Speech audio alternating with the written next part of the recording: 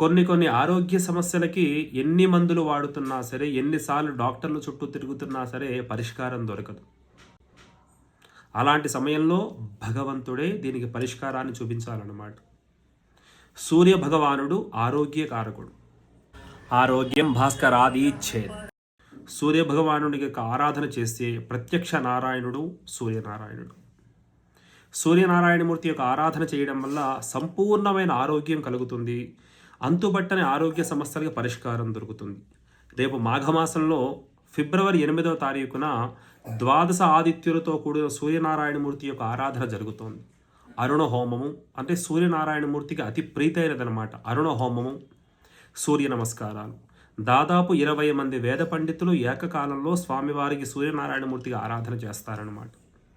ఈ ఆరాధన చేసుకోవడం వల్ల ఖచ్చితంగా ఆరోగ్య సమస్యలకు పరిష్కారాలు దొరుకుతాయి.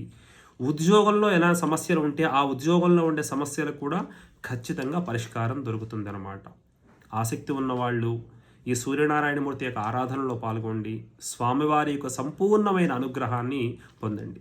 ఈ కార్యక్రమం కుకట్పల్లిలో చేయడం జరుగుతోంది.